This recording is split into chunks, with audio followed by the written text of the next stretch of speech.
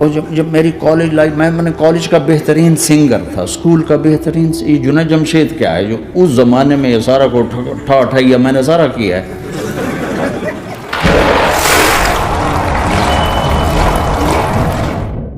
عامر خان سے میری ملاقات ہوئی، میں نے اس کو کوئی دین کی بات نہیں کی، صرف محبت تھی. اب تک اس کے میسیج آتے کہ میں زندگی میں کسی سے متاثر نہیں ہوا، تم پہلے آدمی ہو جس سے میں متاثر ہوں. میں نے کوئی جادو کیا؟ صرف محبت. لوگوں کو محبت دو، قریب ہوں.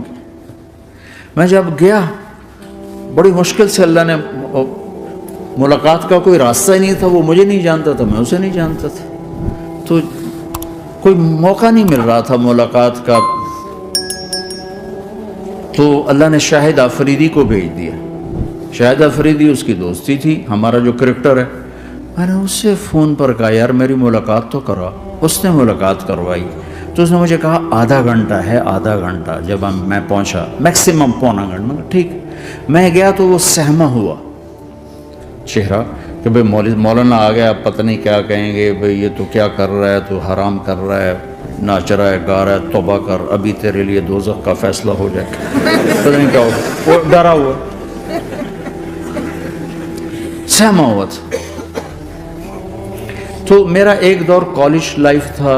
میرے اللہ نے مجھے ہدایت دی، اور میں 3 دن کے لیے میں اس دوست کو، اس کی نسلوں کو دعائیں دیتا ہوں جو مجھے زبردستی پکڑ کے لے گیا. نہ میرا تبلیغ سے کوئی تعلق، نہ واسطہ، نہ میں کوئی ان سے متاثر.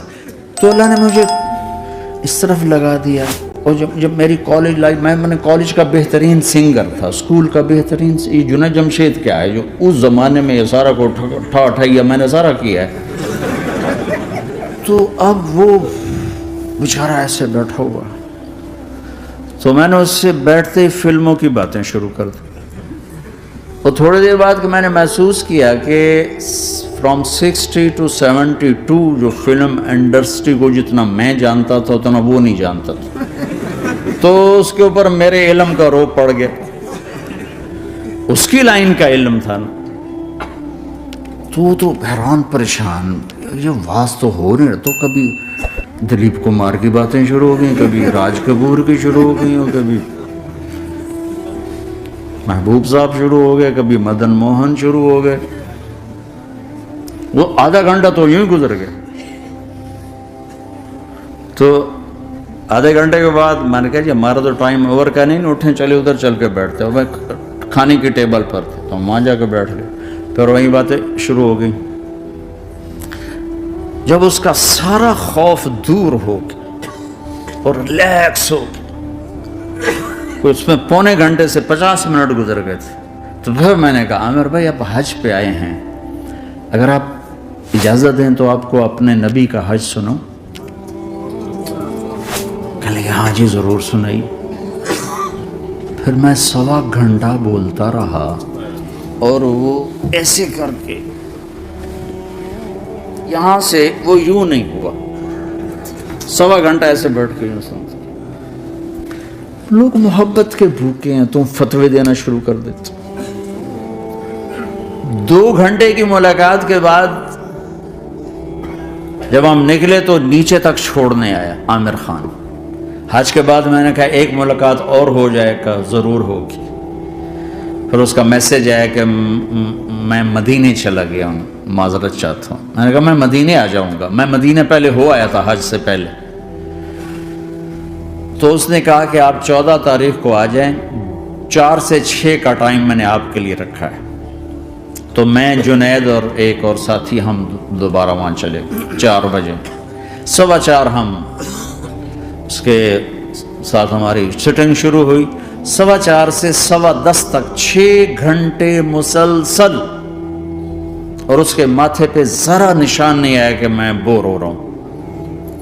اور اس کے بعد ہم اٹھے، اس کا جی نہیں چاہ رہا تھا کہ ہم اٹھ کے چلے جائیں.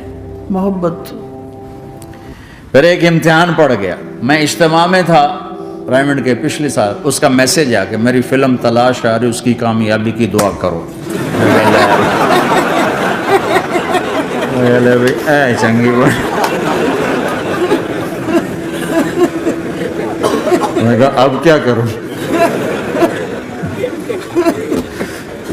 جواب دینا بھی ضروری، دعا بھی نہیں ہو سکتی، کیا کروں؟ تو جب وہ میسج آیا تو میرے سامنے کوئی 10-12 علماء بیٹھے تھے. میں نے کہا بھائی یہ میسج ہے، اس کا جواب. کہا جی یہ ہمارا فیلڈ نہیں تمہارا ہے، تو ہی جواب دے. میں سارا دن سوچتا رہا، مجھے کوئی جواب سمجھ میں نہیں آیا کہ جان بھی بچ جائے، جواب بھی چلا جائے. پھر اگلا دن بھی گزر گیا، مجھے کچھ سمجھ میں نہیں آیا. میں عصر کا وضو کر رہا تھا، ایک دم اللہ نے ایک مضمون دل میں ڈالا.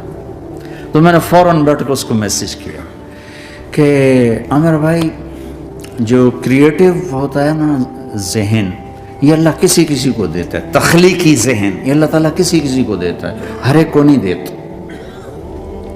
اور یہ اللہ کی بہت بڑی عطا ہوتی ہے. اور میں نے تمہارے ساتھ جو وقت گزارا اس میں میں نے دیکھا کہ اللہ نے تمہیں تخلیقی ذہن دیا ہے، تم کریٹر ہو.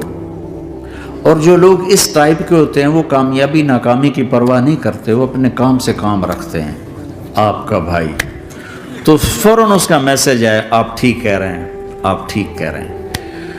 بات ہو گئی. پھر میں تھا ہانگ کانگ، میں نے وہاں سے اس کو میسج کیا. دیکھو کسی مصروف آدمی کو براہ راست فون نہ کیا کرو، میسج کیا کرو کہ میں آپ کو فون کر سکتا ہوں، چونکہ میں اس کا بہت ستایا ہوا، بہت ستایا. اللہ کا فضل ہے میرا اکثر وقت مصروفیت میں ہوتا ہے. فون کرنے والے کو کیا پتہ کہ میں کس حال میں بیٹھا ہوں. اور جب میں فون نہیں اٹھاتا ہوں تو مجھے فوراً فتویٰ آتا ہے، متکبر ہو گئے ہو.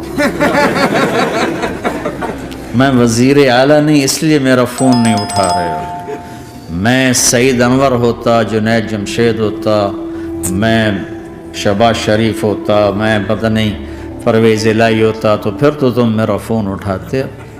اس قسم کے میسج آتے ہیں پھر جو انتہائی تکلیف دہ ہوتے. تو میں نے اسے میسج کیا کہ میں طارق جمیل ہانگ کانگ میں آپ کو فون کر سکتا ہوں، میں آپ کو فون کر سکتا ہوں.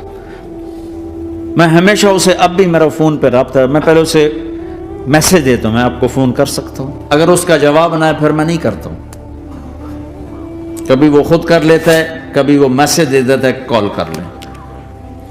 تو تھوڑی دیر بعد اس کا فون آ گیا، کیونکہ میں اس وقت دلی میں ہوں، کانفرنس میں تھا. میں نے آپ کا میسج دیکھا تھا، میں اٹھ کے باہر آ گیا ہوں، ابھی آپ سے بات کر کے پھر میں جاؤں گا.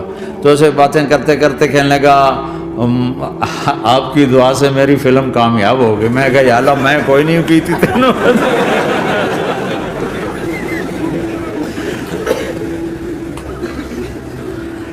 بھائیو محبتیں بانٹو، نفرتیں تو پہلے ہی بہت پھیل چکی.